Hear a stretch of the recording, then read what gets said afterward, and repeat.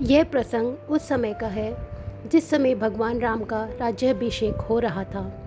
उसी समय हनुमान जी से एक गलती हो गई, जिसकी वजह से श्री राम भगवान ने अपने परम भक्त को मृत्युदंड देना ही उचित समझा।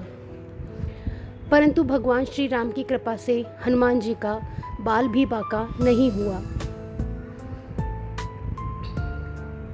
जिस समय भगवान श्री राम लंका पर विजय प्राप्त करके अयोध्या लौटे और समय पूरे धूमधाम के साथ भगवान श्री राम का स्वागत किया गया और उनका राज्याभिषेक भी किया गया।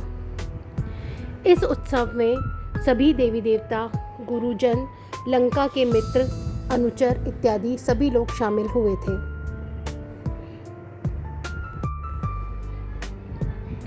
उस समय वहाँ पर देव ऋषि नारद जी को भी आमंत्रित किया गया था। जब वे वहाँ पर पहुँचे तो उन्होंने हनुमान जी को आदेश दिया कि वह गुरु विश्वामित्र जी को छोड़कर सभी गुरुजनों और साधु संत का आशीर्वाद प्राप्त करें। और हनुमान जी ने देव ऋषि का आदेश मान लिया और इसके बाद स्वयं नारद मुनि ने विश्वामित्र के पास जाकर उन्हें हनुमान जी की ओर से प्रणाम किया और आशीर्वाद नहीं देने की बात बताकर उन्हें भड़का भी दिया। जैसे ही देव ऋषि नारद जी की बात विश्वामित्र जी ने सुनी, उन्हें क्रोध आ गया और उन्होंने स्वयं का अपमान समझा और तुरंत भगवान श्री राम के पास गए और कहा कि हनुमान को मृत्युदंड दिया जाए। जैसा कि आप जानते ही हैं कि विश्वामित्र जी श्री राम प्रभु के गुरु थे, इसी वजह से वह उनकी कोई भी बात नहीं टाल सकते थे।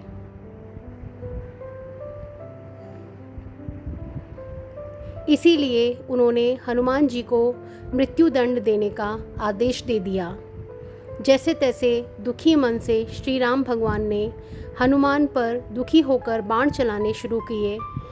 हालांकि इस दौरान हनुमान जी बिल्कुल चुप रहे और श्री राम का नाम जपते रहे और दूसरी तरफ बाण चल रहे थे, परंतु उनका बाल भी बांका नहीं हुआ, उन्हें जरा सी भी चोट भी नहीं आई।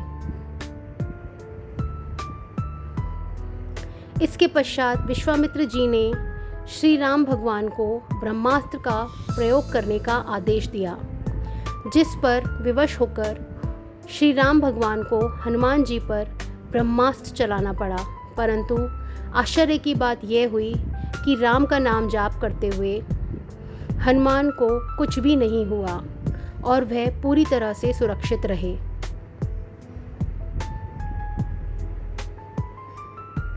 जब इस सब को ऋषि नारद जी ने देखा तो वे बहुत ही शर्मिंदा हुए और अपने कार्य पर पछताने लगे। इसके बाद उन्होंने हनुमान की भक्ति की प्रशंसा की और स्वयं जाकर विश्वामित्र जी को पूरी बात बताई और अपनी भूल के लिए क्षमा भी मांगी।